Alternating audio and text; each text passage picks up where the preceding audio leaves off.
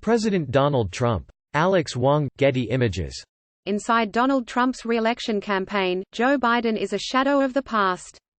Once his chief rival in the 2020 Democratic presidential field, and the cause of so much presidential angst that Trump mounted a pressure campaign against Ukraine to damage him, the former vice president's name is now hardly mentioned in conversations with the president's aides, that is, unless they're mocking him. Lately, he looks like he's competing against himself, a top Trump aide said late last week as delayed data from the Iowa caucuses appeared to confirm Biden's dismal fourth-place finish. With Biden increasingly struggling, recent polls showed him trailing Senator Bernie Sanders and former South Bend, Indiana, Mayor Pete Buttigieg in New Hampshire just ahead of the first-in-the-nation primary, and he is said to be running low on cash. The Trump campaign is now salivating at the thought of what could unfold next.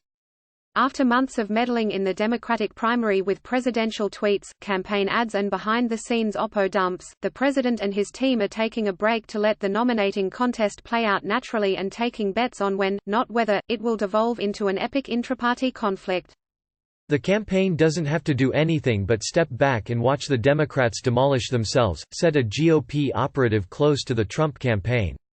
This is like a dream scenario. If you had asked me at the beginning of all of this which Democrats would be the weakest to run against from the moderate and the progressive lanes, the answers would have been Buttigieg and Bernie, the operative added, pointing to the two candidates leading the Democratic field out of Iowa. Of course, it's too early for anyone on the Trump campaign to predict which candidate, or candidates, will still be in the race by the time Democrats host their mid-July nominating convention in Milwaukee. The field remains as large as it was heading into Iowa, where caucus results faced significant delays following the nightmarish failure of the state party's reporting app. A decisive victory for Biden in South Carolina, where other candidates have failed to cut into his support among black voters, could shake up the horse race later this month. There is also looming uncertainty surrounding Mike Bloomberg's $250 million campaign and clean-up or bust strategy for Super Tuesday, when 14 states will vote on March 3. The former New York mayor and Trump traded insults on Super Bowl Sunday after both men aired campaign ads during the expensive commercial breaks, and the president described Bloomberg as very little during an interview with Fox News' Sean Hannity. Bloomberg is 5 feet 8 inches tall. Mini Mike is part of the fake news. Trump wrote in a tweet, taking aim at the media company Bloomberg News that bears the candidate's name. Some Trump critics have suggested the president is unnerved by Bloomberg's unprecedented spending and willingness to go toe-to-toe with him.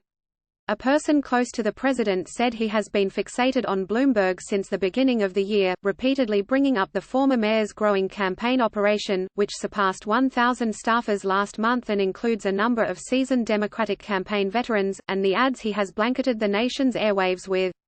On Friday, a White House official said Trump was irritated when he learned that former Navy Secretary Richard Spencer, who was pushed out of the administration last November, planned to endorse Bloomberg during a campaign stop in Virginia.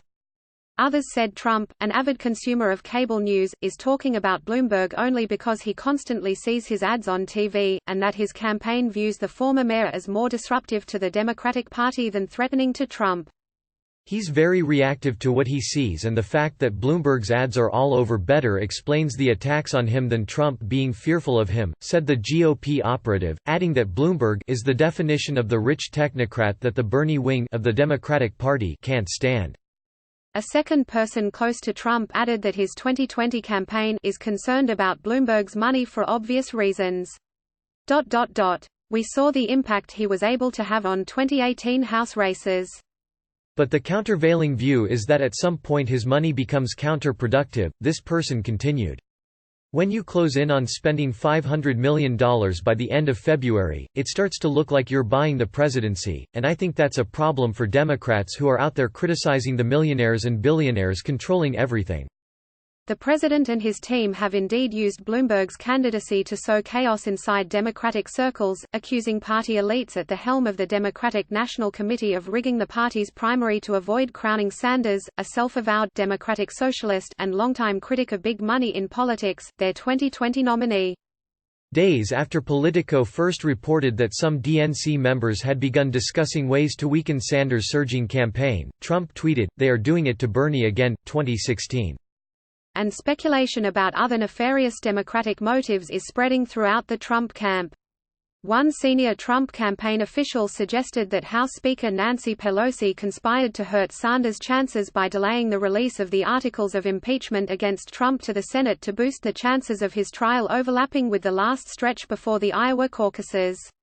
Because Senate rules require members to remain in Washington during the course of the trial, Sanders and two of his Democratic competitors, Sens. Elizabeth Warren and Amy Klobuchar, were unable to campaign as aggressively as Biden and Buttigieg in the final days before Iowa. Bernie and his supporters must be thinking they've seen this movie before. Last time, it was the DNC that stole the nomination. This time it's Nancy Pelosi, the official said. Even as Trump allies amplify concerns that unelected party officials are trying to block Sanders from becoming the party's nominee, they are divided over the Vermont senator's electability. Trump himself made an astute observation during a private lunch with news anchors last week when he told attendees one of the contributing factors behind his victory in 2016 was Sanders' supporters from Rust Belt states who voted for him over Hillary Clinton because of their shared views on trade and the Washington establishment, according to a person familiar with Trump's comments. Other Republican officials have theorized that Sanders would be Trump's easiest general election opponent because of his far-left ideological views and their belief that some Democratic officials and voters would have a tough time swallowing his candidacy.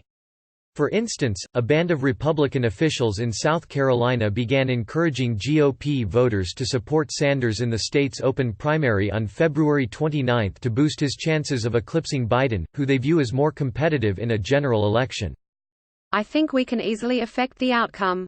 This is going to catch on like wildfire, Greenville GOP chairman Nate Lupp told the Post and Courier earlier this week.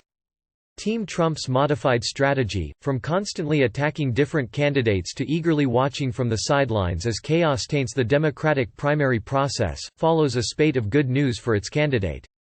Months after he attempted to hurt Biden, his most experienced rival in the Democratic presidential field, by mounting a pressure campaign to persuade Ukraine to make damaging public statements about the former vice president and his son, Trump was acquitted last week on the impeachment charges that sprouted from those pleas for foreign interference in the 2020 election. It's impossible to know whether Trump's attacks, particularly his focus on the Biden's work in Ukraine, actually dented Biden, or whether Biden would have stumbled on his own. But Trump took a victory lap during a news conference on Thursday, telling Republican lawmakers and White House allies gathered in the White House East Room that he received a total acquittal. This is really not a news conference, it's not a speech. It's not anything. It's a celebration because we have something that just worked out. Trump boasted. The meandering speech, during which Trump lobbed repeated insults at Democrats and Utah Senator Mitt Romney, the only Senate Republican who voted in favor of removing Trump from office, came on the heels of a Gallup survey that showed the president's approval rating at 49%, the highest it's been in the weekly survey since he took office in January 2017. Other polls continue to find Trump's approval rating in the low to mid-40s, including a Reuters Ipsos survey released last week. I think all of the Democratic candidates are struggling to prove to voters that the economic policies of this administration aren't working, said one of the people close to Trump. Still, the general view is that we don't know who will prevail on the Democratic side and we may not know for a while.